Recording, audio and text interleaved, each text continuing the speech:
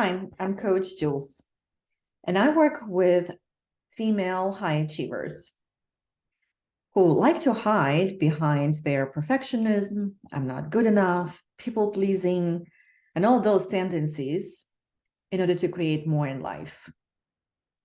So if that's you, then you may relate to my journey and the journey of my clients and how we are still creating more without sacrificing our well-being and also feeling more authentic on that journey. And it's a journey. So there's always that continuum, right?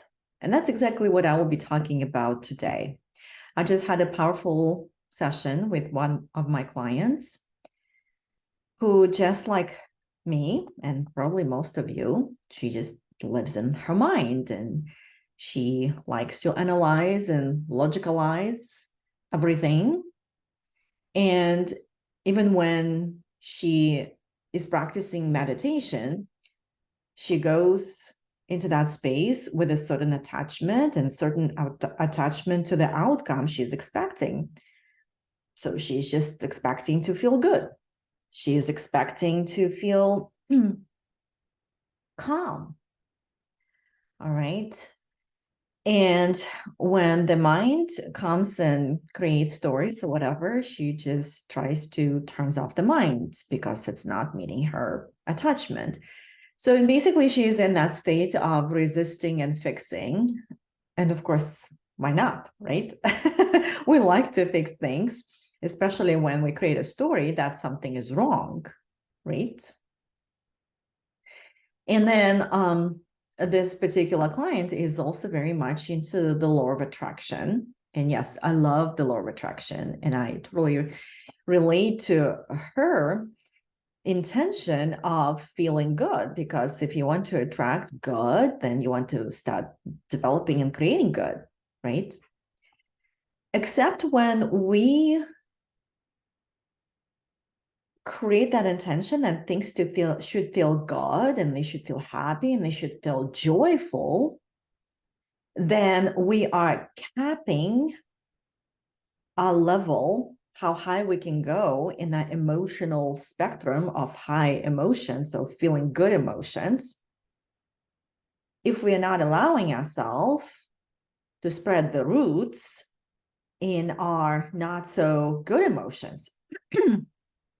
And here you can see my drawing, right? So this is the tree, in case you're wondering, right?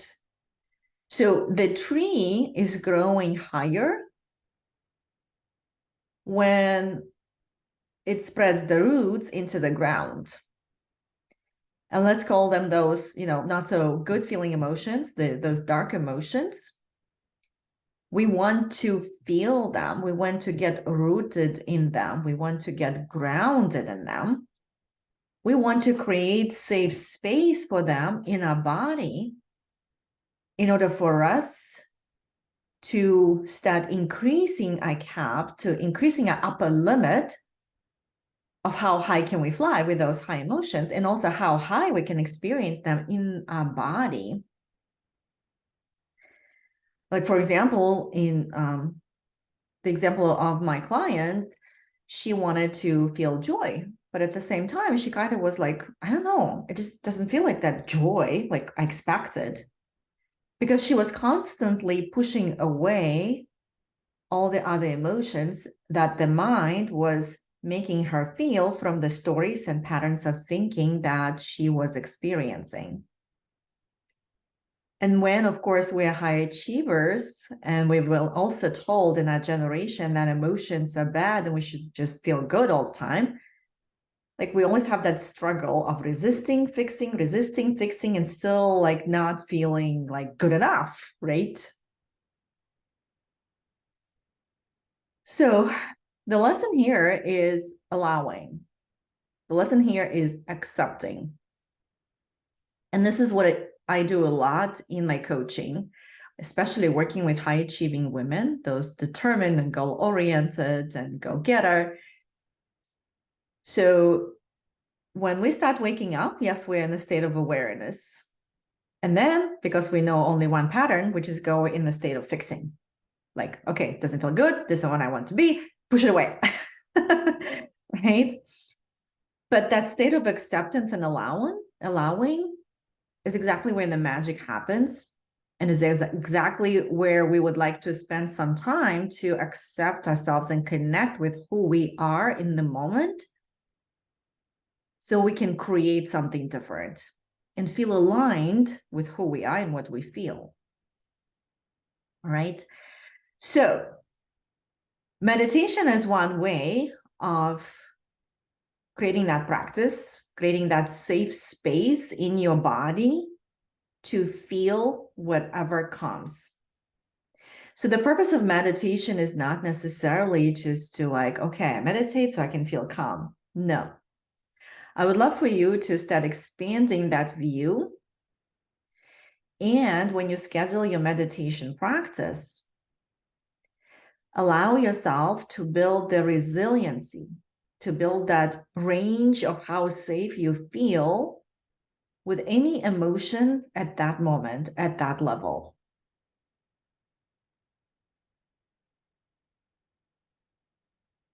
And a lot of times, yes, I get a question, well, then I get stuck. Well, try it out. When you feel it and allow it in your body and build up that safe, energetic zone for that emotion, whatever it is, angry, stressed, upset, disappointed, frustrated, when you are present for it with compassion, you will see. It simply is going to go through you and out of you. And neuroscientists actually say that it takes about 90 seconds to feel the emotions in your body, so that it's just basically dissipate. And then there is going to be an energetic space available for you to feel something else. So try it out. And also, this is the part of the human experience. Again, more we get rooted and grounded and spread the roots with all those emotions like anger, frustration, upsetness, stress, whatever, more we get grounded, more we create safety, more we increase our capacity for experiencing higher level emotions. And it's never going to be static like this, right? Because our emotions, just like our EKG, which is basically a representation of the heart, and the heart is like we experience love, hate, right? So heart is the feeling heart. So just like the EKG, our emotions are all over the place. And this is the part of the human experience.